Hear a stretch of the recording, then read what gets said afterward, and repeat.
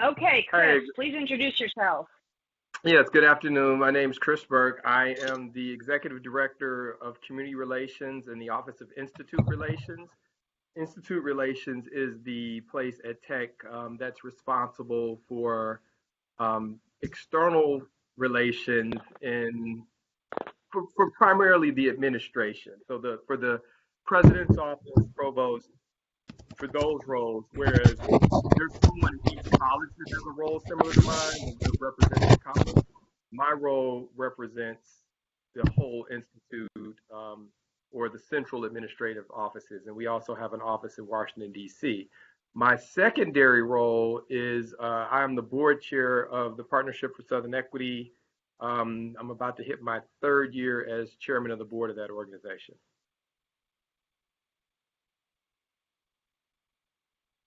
Thanks, Chris. It just occurred to me that it might be a good idea to say a word or two about the role of a board in a nonprofit organization. Yeah, sure. So the central word of a board, as it relates to nonprofits, is to govern. And so while we don't focus on the day-to-day operations of the organization, our role is governance. And so approving a budget, kind of identifying strategies or approving strategies for fundraising, um, helping craft policies that help the organization achieve its mission and goals. I think one thing that's a little different with PSE is it's been a working board. And so you'll hear the terms working board in kind of in business and in nonprofit and what have you. And what that means is exactly what it sounds like. In some cases, in the earlier days, PSE had a staff of two.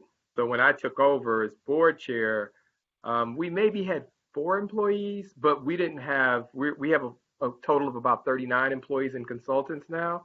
And so back when we had about four employees, the board's role was very much that similar to an employee. So I would go to meetings, I was doing research, I was writing briefs and doing a lot of the work that a staff person would do. But I was a board member, and the same for some of the other board members that had expertise in different areas. So that was very much we were practicing as a working board. We still are a working board, but as the organization has grown and we've added a lot of additional staff, most of that role or all of those functions are taken on by staff. And so we're we moving forward will operate more like a traditional board, and that is those things I mentioned: budget setting, kind of governance, making sure our policies and procedures for onboarding new board members, the types of things that look at kind of the operational, um, the way the practice of operational exercises would take place inside the organization. We don't manage any of that as the board. We don't hire, fire. The only person that really answers to us primarily is the founder and chief equity officer, who is Nathaniel Smith. We essentially are his boss. Like someone like Michael, who's on the call, Michael does not report to me. He would report to Nathaniel. And so only Nathaniel reports or answers to the board of directors. And that's how it is pretty much. If I was the chairman of the board of SunTrust, it pretty much is the same way. The CEO of SunTrust answers to the board and the chairman. Thank you. Hi, Michael. Are you there? Hi, hello. Oh, how are you? I'm doing well. How are you? Good. Good to see you. Thank you Good to so see much for you. joining us. Absolutely. I know this is a very tough time for PSE and the staff and the communities you work with, so we appreciate you spending the hour talking to the students. Yeah, absolutely. Um, No, I'm glad to be here. I know you're new to PSE, and I look forward to hearing your introduction and a little bit more about you if you'd like to do that now. Yes. So, good morning, everyone. Good afternoon, actually. I'm Michael McMiller. I am the student and youth organizer for the Partnership for Southern Equity. I've only been here about 90 days, but I studied sustainability in college and graduated in 2015 and moved on to work for the Southern Alliance for Clean Energy, which is another regional organization focused primarily on clean energy generation. I ran the statewide campaign in Tennessee, where I'm from, and then some uh, big fights with TVA happened, and we lost, and we all had to move on into our separate ways, and I ended up at PSE, which I'm really happy about. Um, this is the thing that I would be doing no matter if I was rich or poor, so I'm glad to be here always.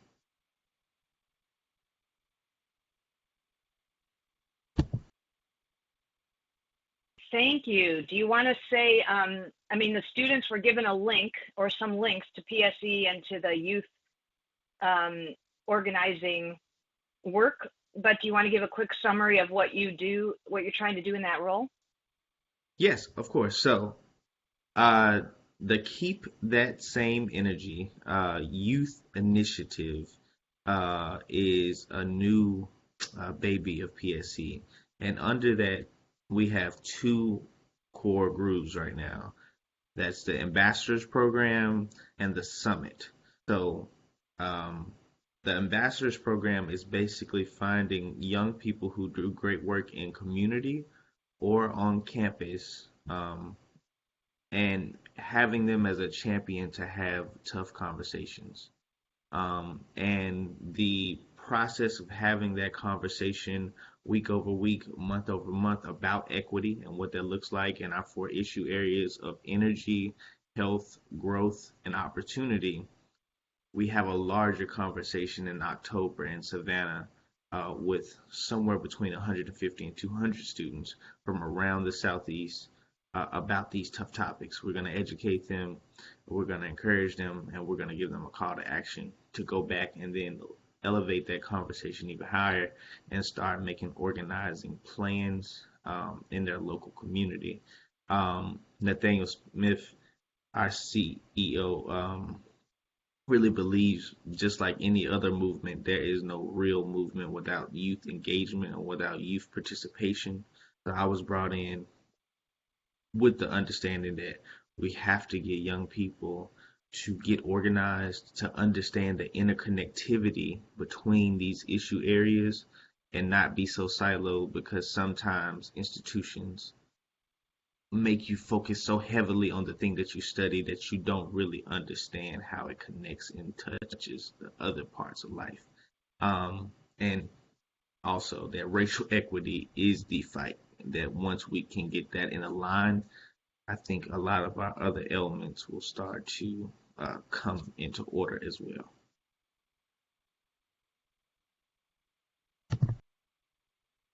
Thank you.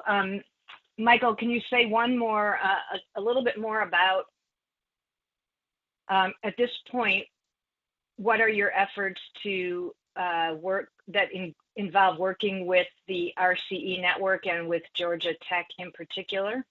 What's happening there that the students might get involved in? And I'd love to see, maybe we'll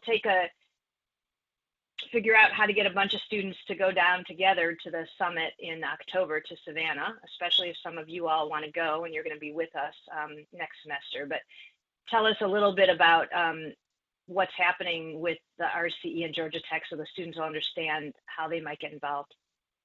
Yes, so we have already had our initial conversation with SLS on Georgia Tech's campus, and Georgia Tech seems to be very interested in working with us to partner and find students who really care about this work. So the intention was next month to come on campus and have a large general body meeting, but because of COVID-19, that's probably not possible. So we have two options. We can either make that digital and open it up to the broader community of Georgia Tech, or wait until next semester, make sure we have our ambassadors in a row, and then hit the ground running on campus when everybody gets back to campus. And when it comes to RCE, the RCE network has a youth chapter or youth component to it, and I'm working closely with two of the Georgia Tech students who are heading up the RCE youth network, and I think it's 7 universities that's a part of it, and I'm meeting with each individual university trying to find those students who do great work, building those relationships, and having those conversations on campus.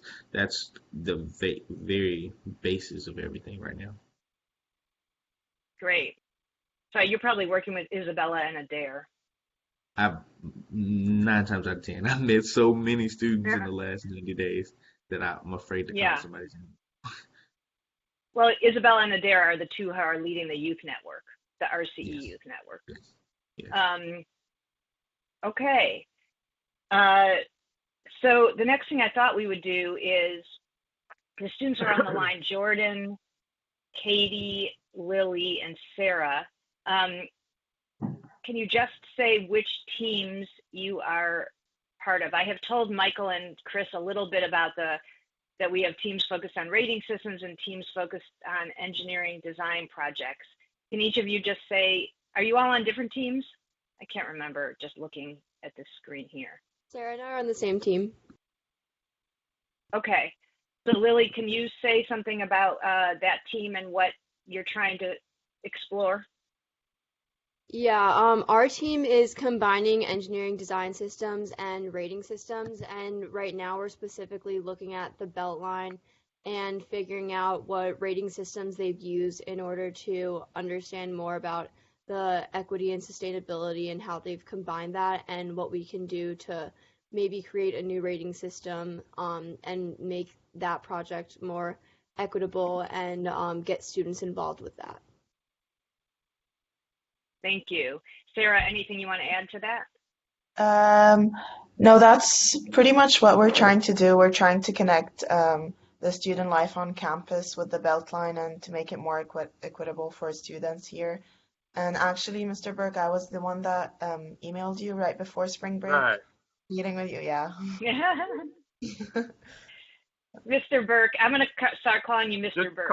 No, don't you dare. Please call me Chris. Like Sarah, he's just so mad at Mr. Burke. It's very funny. Yeah, I know.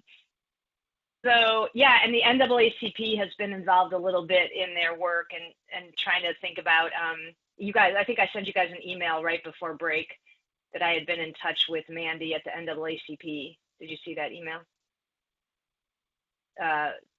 Hopefully you both got that. Anyway, they're interested in what would happen with that analysis of the rating system as well. Okay, Katie, want to say a little bit about your team? Sure. So I'm part of a team called Engineering Design We're working on an engineering design project that's focused on urban development. We've been exploring a lot of different options this semester and sort of having a hard time narrowing it down, but we've explored like transportation with MARTA and communities on the west side of Atlanta.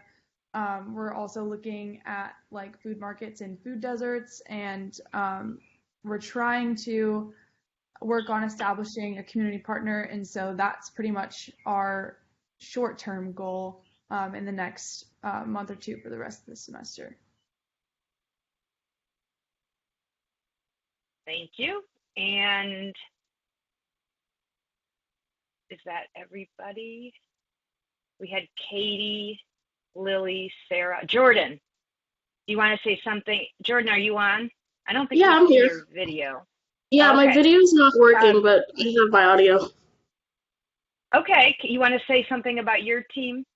Yeah, of course. Our project is, our team is called Rating Systems.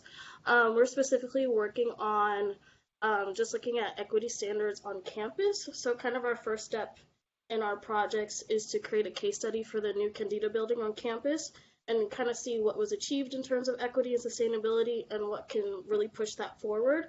And then moving from that, we're hoping that serves as a basis to really inform how we can establish equity standards for different capstone engineering projects on Georgia Tech's campus to have the campus as a whole really think about equity and sustainability in a different way. Wouldn't that be cool, Chris, if there were equity standards for engineering capstone projects? That would be. That'd be really neat. Okay, so that is well, we have Bonnie too, we have Justin on the phone, but that's kind of the extent of the introductions we probably have to do. So let's move through the agenda to just hear a little bit more guidance and advice and pearls of wisdom from Chris and Michael. Michael, do you go by Michael or Mike? Either one? Matter. Either one is fine. Okay. So PSE is an equity expert and has become known, Nathaniel and others, and just PSE generally, for really pushing the equity conversation and action, especially around sustainability issues. So can you just, either of you, both of you, one of you, tell us, how does PSE think about or define what equity is, especially in relation to sustainability and the built environment, and what advice you might have based on that way of thinking about equity for strengthening rating systems or strengthening projects related to the built environment? It's just a little question. Right. Okay. So I'll start, and Michael, you can fill in what I missed. So, I mean, generally speaking, PSE is an organization that is a movement building organization. And what I mean by movement building is that because the challenges of persistent inequity, particularly in the South, are so great, it would be literally impossible for one organization to take that up as an issue and be able to achieve some real progress. And so by being a movement building organization, we don't go it alone. We are a one entity of many partnerships and alliances that we have formed that we try to empower, both with the tool of research and just having policy recommendations, what have you, to put forth, so that it's not just PSE as one organization trying to carry forward this message of shared prosperity, but that it is a collective group of organizations and people that are empowered through having access to the information, with, I think, the research part being really important. And there's been a couple of campaigns in our history where we've used really good data to make the case for policy change. But our goal is to really provide organizations so that we have a broad coalition of organizations working to kind of change the narrative around everybody having an equal, or at least an equitable opportunity to participate. And so with that in mind, I think that's always been the goal and mission. I think over the past 2 years, as we redid our strategic plan, it's been more directed at specifying racial equity. And the reason that the racial equity part came into place is because at the root of all of these challenges is the underlying factor of race. And without actually identifying it and naming it, you can't really substantially address the challenges, because that's the elephant sitting in the room. And so you can kind of dance around all these other things, but when it gets down to it, what any data points you look at is, people of color fall at the lowest point of whatever the metric is, or have the least amount of access, the least amount of home ownership, education, access to healthcare, affordable housing, you name it. Anything, any metric that you look at, people of color are gonna score really low in that. And so by naming it and focusing on race, then you can actually call out the elephant in the room and kind of work to provide a platform where, regardless of that does not hinder anyone's participation. And one little ad lib I'll add to this. So for years I used to think, well, sports was one of the great equalizers, right? So if you, regardless of height, size, if you wanted to participate in sports, certainly as a kid, for any of you that played sports, it was simply just going to a field and getting on the field and playing, whether you had shoes or not. And certainly there's plenty of examples of famous athletes who have risen from nothing, with very little equipment other than their bodies to be able to achieve. And that's probably still a true statement in most places in the world, but America. because it doesn't work like that here. And I mean, I know firsthand from having a very good athlete in my household and all the money that has to be invested for him to continue to excel. It's insane. But so I just wanted to point that out. I used to think, well, sports is one place if you're physically able, whatever your skill level is, you could keep going. And if you keep playing and practicing, you'll get better and better and better. And if you have the talent, there's nothing hindering you from going to the highest level, even turning pro. That's probably true, particularly for soccer on the global stage. It's not true in America. So still, there's an equity issue in sports here that probably doesn't exist in the rest of the world, which is why the USA men's soccer team never performs really well. But that's a separate discussion that I could have, alone. But so that's my thing. I don't know, Michael, you want to add something to that?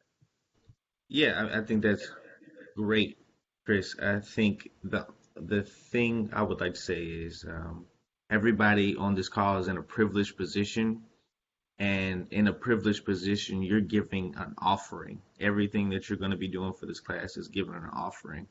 And when you're giving an offering, you have to keep in mind, are you giving it because you want to give somebody something, or because you identify what that other person needs and you're trying to accommodate? Because if you're doing it for self-aggrandizing reasons, it's always going to be the perfect image of what you need and not the actual people you're serving. So with that in mind, in all contexts, equity is about meeting people where they are, holding their hand through the process, and being very open and vulnerable about what your true intentions are. Because if you're just doing it for a class, or you're just doing it because you feel like you're the person who's supposed to give on to others and the least of these, then it'll definitely show through your work. If you can't humble yourself and be a part of helping somebody through a transition that they can't make on their own, then your work will reflect poorly in the long term. So just being mindful of how you give and why you give is, I think, the most important part of being the giver in this equity conversation. Thank you. Can you say a little bit more, maybe Michael, starting with you, about how PSE works on equity and racial equity, particularly as it impacts or has to do with these different sustainability issues? Because that's one of the things that sets PSE apart, right? Is that it's bringing equity into conversations where equity is often not the starting point and is oftentimes just ignored. Yeah. Especially if you have anything specific to say about built environment, whether it's energy in buildings or transportation, that kind of thing. Yeah. So specifically, Dwayne, our VP of strategy, has been teaching me the difference between gray infrastructure and green infrastructure. Both can be used to the advantage or the disadvantage of the people and the community that's in. A few examples of the stuff that we're doing is the partnership with HDDC. They're the largest and longest lasting housing development corporation in Atlanta, and have been around. They're right in Sweet Auburn, and we have the EGIZ, which is the Equitable Green Investment Zone. And we also have the Sweet Auburn Corridor. Well, it sits in between the Sweet Auburn Corridor and the this project we have called Front Porch. And so with all those things happening in that one Sweet Auburn area where Martin Luther King was born and where Ebenezer Church is, it's ironic that a historically black neighborhood where Martin Luther King grew up is now been so gentrified and price gouged that the houses are $300,000 up, and there are no more black people living in the neighborhood anymore because they've been priced out. So through these projects, we are very intentional with our partners about making sure that we notice how people get displaced, what ventures come in and come out, I know that Atlanta and black neighborhoods have some of the highest levels of what do you call those payday advance loan entities in the neighborhood. And when they talk about what businesses and what buildings are coming in to these neighborhoods, it's interesting that it only happens um, in black and brown poor disenfranchised neighborhoods. So I think when you think about HTDC and the work that they do, they're very intentional about who they allow into their buildings, who they sell their buildings to, how they develop, and who they partner with, and who they get money from when they talk about building a community. I hope that answers your question. If not, please tell me.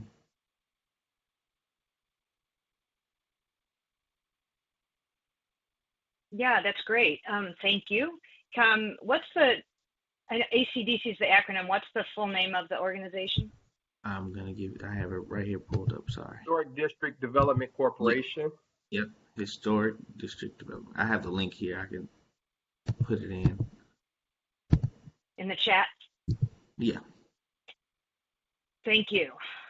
Or the Google Doc, whatever you want. Chris, can you say a few words about the work that PSE has done around MARTA and transportation, because they're pretty well known for that, and the big opportunities deferred report? Yeah, so how many years ago was that? 4 years ago? I think it was like the first year I was here, probably 4. Yeah, because that's 4 years ago. That's before Alex left. When Alex was at Tech, before right. he left to go to, I can't remember where he went, Texas. I think he ended up going to University of Texas. Yep. But so yep. one of the early campaigns. So before PSE had these core, what you see now when you look at the website and look at the workers, you see just opportunity, just energy, just growth, just health. Those are the 4 core areas. But prior to that being developed, we worked on I think the first big success was on a transportation campaign. And really the idea was that for communities that needed it most, they had the least access to MARTA. Particularly, the focus was really on Clayton County. And Clayton County scores really low on a ton of very negative. They have a lot of problems, just to put it. I won't go through all of them. They have a lot of problems. But the transportation was one of them that was big. And being that they're one of the 5 core counties, it made sense that they had better access to MARTA. So through some really good research being done by one of our own faculty, we looked at just a couple things. So one thing that PSE does a really good job about in its research is making the economic case as well as the social case for why this is important. And so while equity is definitely on the face of it, it is something that is a social challenge. It's really an economic imperative that we do something to address the inequity that persists. And so PSE has done a real good job with really showcasing that in the data, is that while this is certainly a social issue, it's just as great an economic issue, because if you're having people that just simply stated they need to access their workplace and they have to catch 10 different buses, a train to access it, well, that's problematic for a number of reasons, but it limits productivity and there's an economic impact to that. There's also an environmental impact to that, because what you'll see in thriving communities is there's access to MARTA, trains, not just buses. And so where you have access to trains, trains don't emit the same level of emissions that a bus would emit. So there's an environmental component, not to mention just the fact that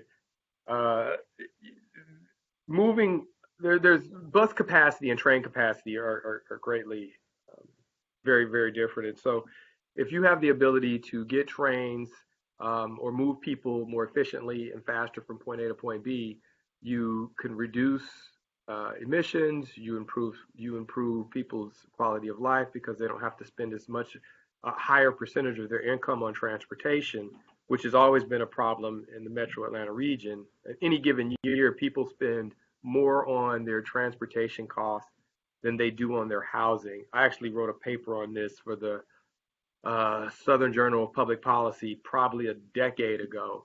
And I looked at it over a 5-year window, and it would go back and forth about every 2 years where people were spending more on their transportation costs than they did on their housing.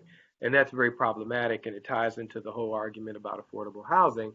But it's also an environmental problem, too. As you see, most people, all the data will show you most people in Atlanta travel by themselves in a car to get to wherever they need to go, whether that be school, work, certainly running errands to the store.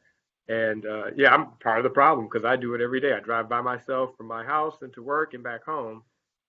Jenny's part of the good data. She's on the good side. She rides MARTA. But so I think one of the big campaigns was in showing and uplifting, showing the policymakers as well as MARTA that this is the data. You're actually costing more money. You're not as efficient as you should be. Ridership is lower because people can't get to where they need to get to. If you made these certain tweaks and changes and improved your routes, improved your ability to get people to where they needed to get to, it's a better revenue for you, MARTA. It gets more people to work better. It improves or reduces unemployment. It improves people's mobility and access to different things. Then it's an overall boost to the economy. And I think that was a really successful campaign by pushing for a SPLOST, a special purpose local option sales tax, to contribute a penny, which is one of probably the most common tool used to fund transit and a number of other public goods. That if you put this SPLOST for MARTA in place, you could fund the expansion and better access to people that need it the most.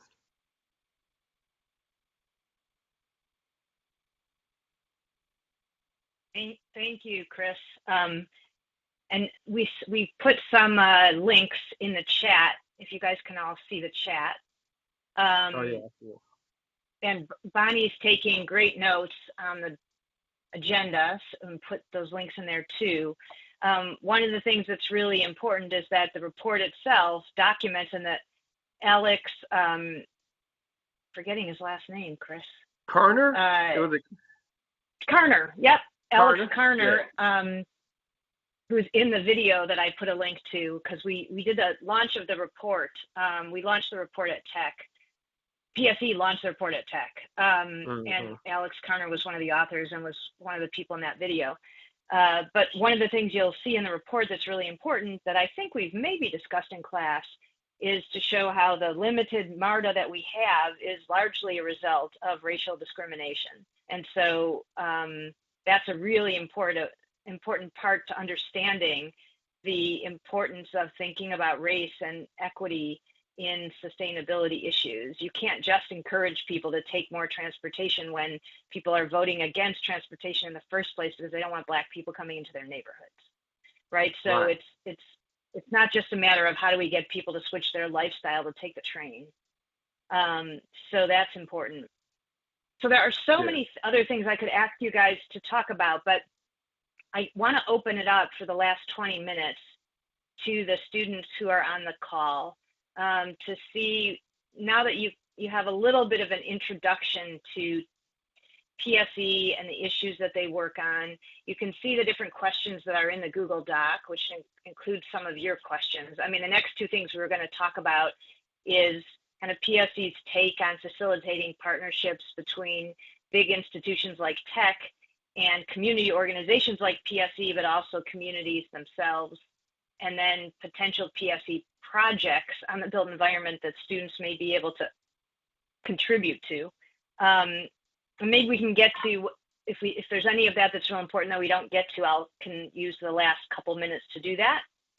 But I'd love to open it up right now to Lily and Jordan and Katie and Sarah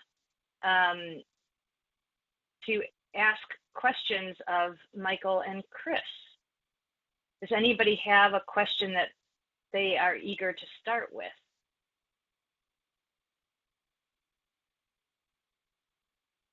Most of my questions were along the lines of what you just said, Jenny, about like the community partnerships, just because that's where our group's at, and so I can just hold off until we discuss No, that. go ahead and ask it. Let's do, if that's what you want to talk about, go ahead and ask it.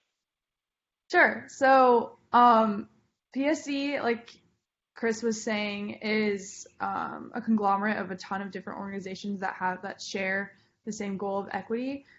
So how do you establish those partnerships? Are those like corporations coming to you, or are you reaching out to them? And that's my first question, I guess. So it's a little of both. I mean, I think there's kind of a couple parts to this. So one part is, the movement has to be funded, right? So like everything costs money to do. So one part of it is certainly aligning with philanthropic organizations and corporate or for-profit entities that kind of share our values, our core set of values, and that's one way. The other way is just really there's Nate has been involved in this work. Nathaniel, the founder, has been involved in this work in some form or fashion before PSE was founded, and so as well as I've worked in affordable housing for years, and then worked on the private side of housing for years. So you develop this network of people and organizations that focus on or have similar issues. So you inherently know who they are and know people in those organizations. So part of it is personal. The other part of it is there's organizations, primarily nonprofit, that have a specific focus that aligns with the focus area of PSE. And so, simply put, if you make them aware of your working model, your goals, your objectives, and what you are trying to address, and they see it fits within the scope of what they're doing, then there's a natural alignment for that to take place. As our tent grows and we move to other cities outside of Atlanta, it's really, at least my personal experience has been like, for example, with Chattanooga, it's been, they've heard through word of mouth or from usually a philanthropic group. In the case of Chattanooga, it was the Community Foundation, who is one of our supporters, the Community Foundation of Greater Atlanta. This was the Community Foundation of Chattanooga. And they heard just through those channels of the work we were doing, and they reached out.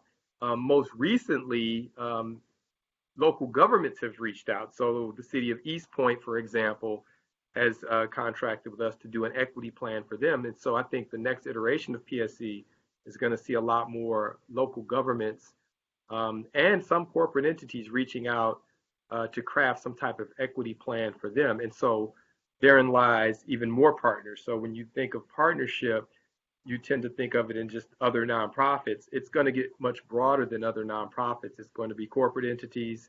They're going to be primarily nonprofits, but now the newest one will be municipal government, and potentially even regional organizations like the Atlanta Regional Commission, which we're also doing that with. Same thing. I would also like to add, so we have subject matter experts in each of our issue areas. And so being a subject matter expert, you know everybody that's in your lane. And so with the Just Energy Circle with Chandra, she worked for South Face before she came over to PSE. So she had already had a very broad network of environmental groups. My manager, Erica, she worked for Habitat for Humanity, or National Wildlife Federation. So there was a network of people. I worked for a partner of PSE, Southern Alliance for Clean Energy. So everybody's fighting the same fight, and they do, like Chris said, see each other on a day-to-day basis. You know who the players are. You guys should definitely have another call with some of our heads of these different circles who were in charge of creating the circles, like Erica or Chandra, or we have a Just Business circle that is totally different from how the construction of the energy circle was built. And then we also have a young boys and men of color circle. That's all of the people who do work for young men and boys of color. So you could definitely talk to them about how they got started. But for me, coming into the college space, you definitely just want to find a person that you know that can make a warm introduction for you. People making a warm introduction for you undoubtedly helps the conversation, unlike anything else. 2 weeks ago, I was in Albany, Georgia. I've never been there before in my life, but because of a person that I knew, um, they invited me and welcomed me with open arms, and I was able to give a pretty decent presentation. And then now Albany Cares organization is now a partner of the Youth Equity Summit. So finding those people who already are familiar with your work and that would like to give you a warm introduction definitely helps in that maturation process. Thank you. That definitely answered some thoughts and questions I had. Thank you, Katie. Lily or Jordan or Sarah, who would like to ask a question?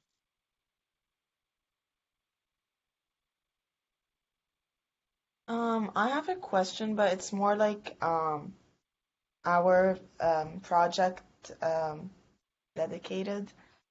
So we had a few ideas of how we would like to connect the Georgia Tech student life to the Beltline, and I was wondering if we can get your opinion and input on it and see if it's like if some of it is possible or if we should be looking into other things.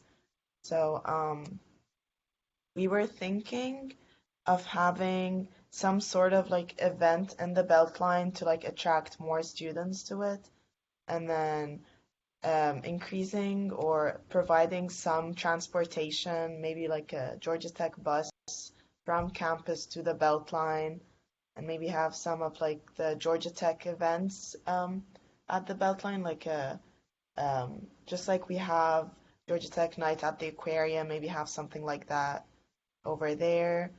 And I also have a question about the affordability of housing around the Beltline, since a lot of us like would like to stay in the Atlanta area after we graduate, but housing is very high around here. And as recent graduates, like most of us wouldn't be able to afford that. Okay, I'll take the first part of that. So I would say, um, can you tell me why you want students to get involved with the Beltline? Like, what added benefit would your population have by being on the Beltline at all? I think it's just like to increase like the happiness and student life of people on campus and making them aware of their surrounding, like making us aware of our surroundings. Like I know the Beltline's very close to us, and I haven't had the chance to like really explore it until the past week when like we've been very free. What about it did you like? I really liked the air. It was my first time around the Croc Street Market, Hmm. and the artwork on it was really nice. I really liked having those places like easily accessible over there. And it's a like nice place to go for a walk, bike. Like I've been seeing so many people on their roller blades over there or biking or just taking their dogs on a walk. Another Okay. kind of thought we had with the Beltline and why we want students involved is because the purpose of the Beltline is supposed to sort of connect the community, and I think it like we all kind of thought that it would be good to be able to connect students with the broader Atlanta community. So yeah. Okay. So two things. One, if this is about walking and biking, don't take a bus. Don't bus students over. Make them walk or bike to the Beltline and then do that. Um, you have to have fluidity throughout your entire message.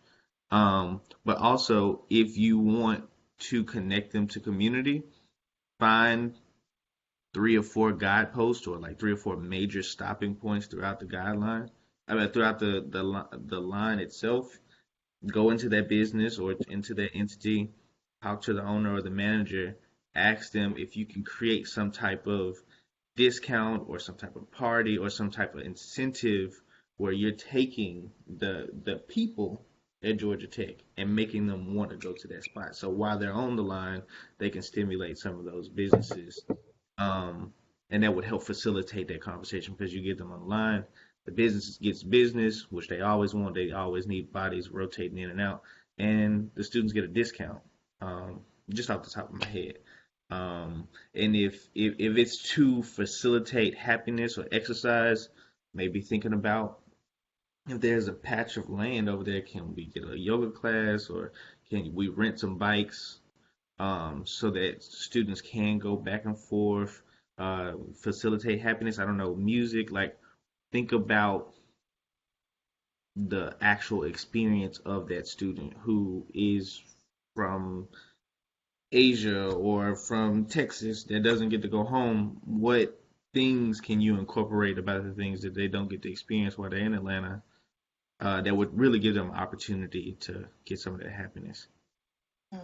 Yeah, that makes a lot of sense, and thank you so much. Like it already brought a new kind of thought process to me.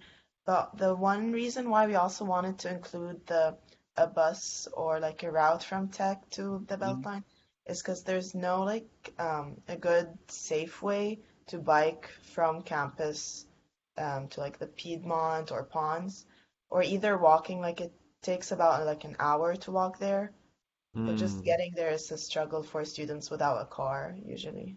We also wanted to make sure that it was accessible because we also kind of were thinking about how the Student Center Programs Council will take students to the aquarium or Six Flags or Target, all those things, and they a lot of times provide buses. So we thought that it would be a good way to make sure that students would actually be able to go.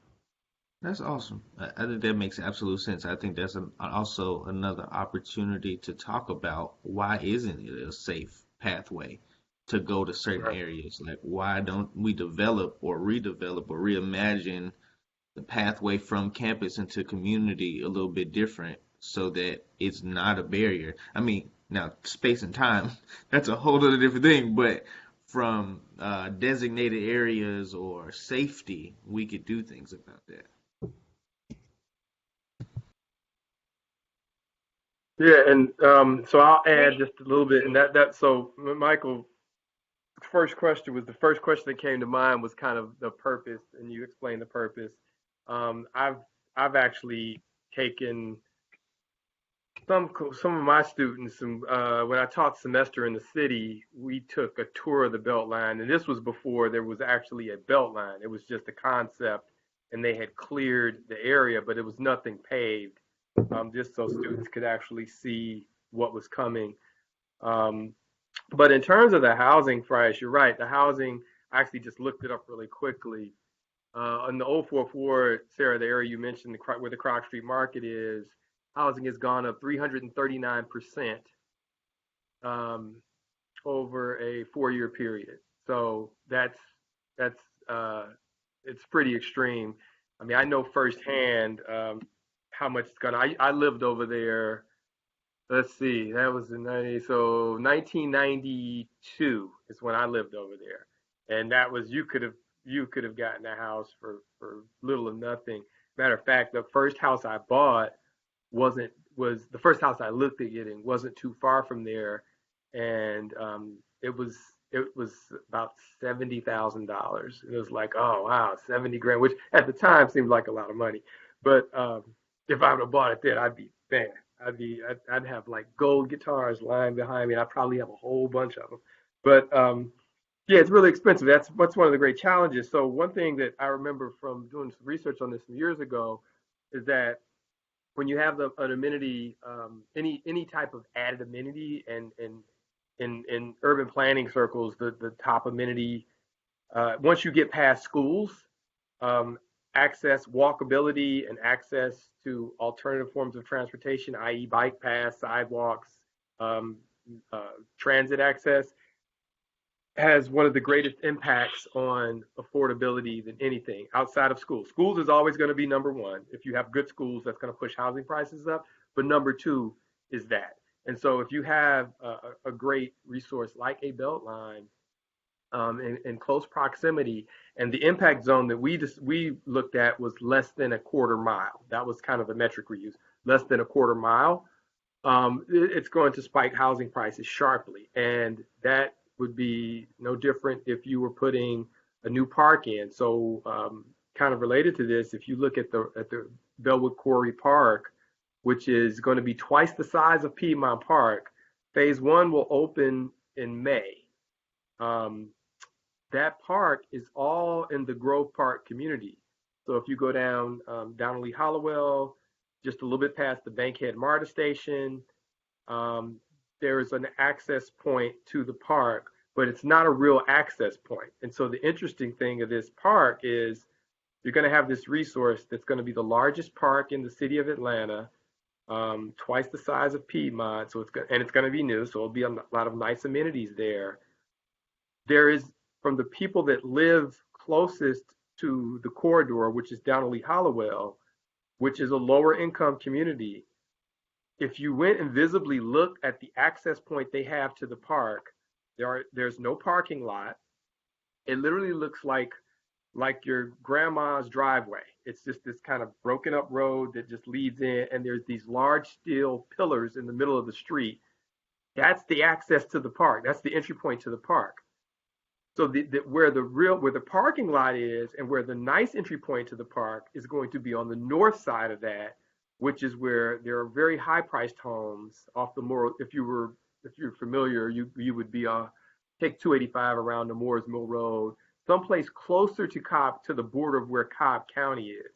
The access point coming from that direction into the park is where the parking lot is. It's where the trails are going to be.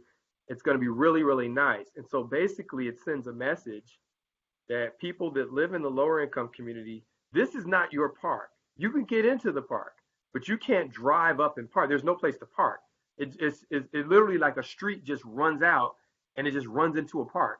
And at the end of that street, there are these big steel pillars in the middle of the road that says, this is as far as you can go. And the park's right there.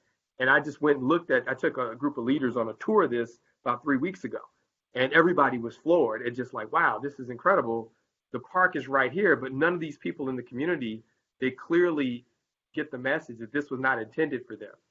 And it's largely how Georgia Tech is designed too, if you think about it. If you think about Georgia Tech facing Midtown, it's very open. But Georgia Tech facing the west side, there's a iron fence that borders the west side of campus, which sends the message to people coming from west, you don't really belong over here. So we're going to put a border up with this fence running down Marietta Street. So if you think of where the CRC is and back over there, there's a fence on the outline. So it sends the same message that you're not supposed to be over here if you're coming from the west side, but if you're coming from Midtown, it's open, it's welcoming. There's a lot of points of access and entrance. And so that same thing plays out with everything else that is a public good, which really shouldn't be, because they're supposed to be public goods. The Beltline is a public good funded by tax dollars. Therefore, everybody should have equal access. And to the point Michael brought up that you addressed, being how do you get here on foot or walk, on bike safely? Well, it should be fairly easy for you to do so, considering you're not coming from that far away. But it's not. It's a public good. You should be able to access it. So that's something to look at. Thank you, Chris. So I know we're out of time.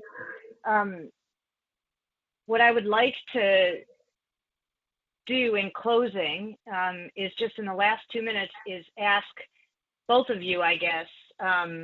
First of all, do you mind if the students follow up with you if they have additional things they want to ask? Is that okay?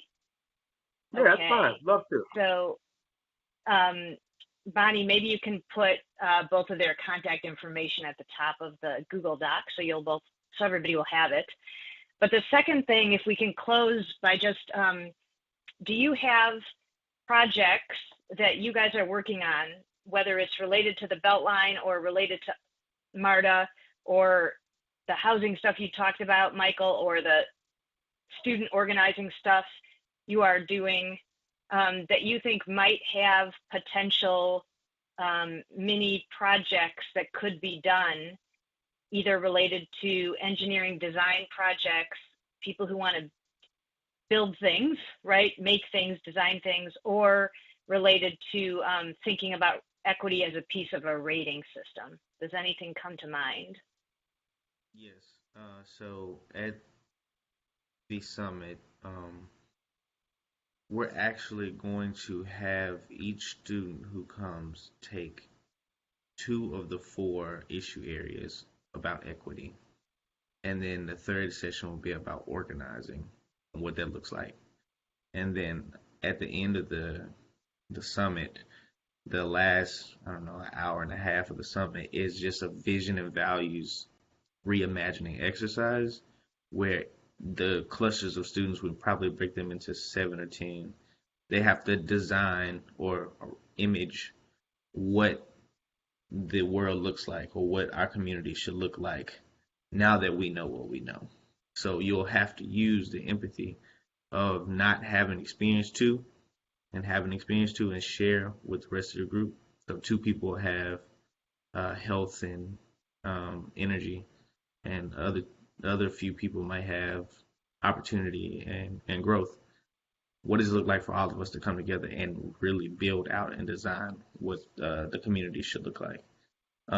That's the biggest thing, but a part of the ongoing ambassadorship and communication around campus can look like people doing that same exercise for their campus. So what does it look like to have a more equitable Georgia Tech? What does it look like if we didn't have a huge fence running down Marietta Street? What should it look like? What materials should be used? What kind of signage? What kind of community surveying should be done to know whether or not this is impeding people's ability to feel welcome in the space? Great. So if one of the teams were interested in talking to you about what it would mean for their team to participate in the ambassador program and lead something like that at Georgia Tech as an engineering design project, they should get in touch with you. Absolutely. So you said it way more eloquently than I could have said. Thank you. Chris, anything on your end that you want to share about? Yeah, I have them, but what I'm primarily working on is really they're pretty big projects, and by the time they actually get started, most of them, you guys will have all graduated and been gone. So a little background on one is so for those of you familiar with the North Avenue research area, if you go down North Avenue a little ways towards Northside Drive, we own directly across the street, we own about 11 acres of land that's right now just a patch of grass. And we are in the process of building a research park that's going to occupy about 2 million square feet of lab and office space. It's going to create somewhere north of 2,000 jobs. If it landed next year, we couldn't staff it. If it landed in 2 years, maybe even 3 years, we could not sufficiently even staff the place given the talent pool we have right now in this city. That we know. So that's one of the things I'm working on. But attached to that, it looks like we're going to build some housing. We're going to build some potentially retail. I'm pushing for a grocery store to go in there. And so in all of this, my role in it is to, one, kind of be the conscience of the development team, because right now, the housing component, I was like, looked square in the face and said, yeah, we're not going to do any affordable housing. That's like, okay, so that's interesting. It's a lot of units of housing. It's probably 600 units. And it's like, yeah, we're not going to do any affordable housing, but I need you to go get us some money from the city to help pay for this. So part of my role is to kind of be the rational conscience of it. And I understand there's a financial reason why that is. It's not just them trying to be cruel, but also it's to make sure that there is some community benefit tied in it. Because we are a state university, we don't have to follow any of those guidelines. We don't have to even get permits. we could use the law on our side and take land if we so chose to. That's a bad thing, so we don't usually do things in that manner. But part of my role I use is to make sure that we are honoring the communities that are around us. And in this regard, it's going to be to come up with some type of community benefits agreement with the community leading that effort, that helps ensure that they have access, a percentage of them have access to those 2,000 plus jobs that are being created. And so I say it's a long-term project because we won't file for the project until April 7th. And so we won't start until however long it takes the city to approve it, 30 days, 60 days. We get pretty fast approvals, again, because we're pretty large. And so we'll start building that at some point in the coming months, but it'll be years before it's done. So that's kind of my big project. My other kind of big project is working with our president and our senior administrators at Tech on a strategy to increase our African American student enrollment. Primarily, how do we get more students out of the Atlanta public school system to at least consider Georgia Tech? We have about now we've tripled the amount of students we have from Atlanta public schools, and we don't have 150 out of 20, and that's undergraduate and graduate. So you're talking about 28,000 students. Not 150 of those students come from the Atlanta public school system. And so I've been teaching a class on that topic for about 6 years. So I have a lot of information as to why that is. It's a very complex answer. But our new president, is very interested in changing that dynamic.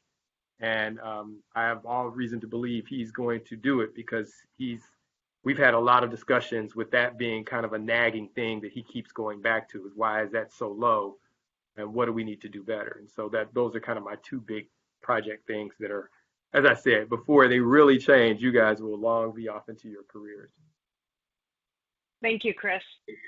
So we have to end, but I guess I'm going to end by just saying that to the students, I would encourage you to take a look at the different things that PSE does, again, on their website. Michael suggested that some of you might be interested in talking to the heads of some of the different circles, of the different issue circles that they work on. So if you look at PSEs and you're interested in particular in, well, energy, I feel like Michael's doing, I mean, you're doing a lot around all the issues related to youth.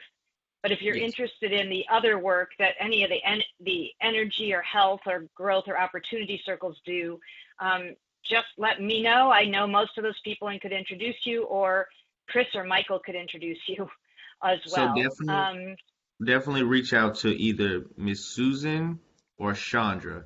Chandra has a lot of experience with the things that you're working on, and Miss Susan is the head of our growth portfolio. Them two are Thank you. Yeah. So go ahead and take a look at that. And if you're interested, I guess, let me know so we can just make sure we don't overwhelm them. And we'll go from there. But thank you, Michael and Chris, for taking the time to be with us. And thanks to the students. I know this is a no class practice week. This is all optional. So we're really glad that you joined us, and hopefully we will see many of you on one or both of the calls that we have tomorrow with Sean and Sean as well. Everybody have a great day. Thanks again, Michael and Chris. All right, see you. Bye. All right. Thank you. Thank you.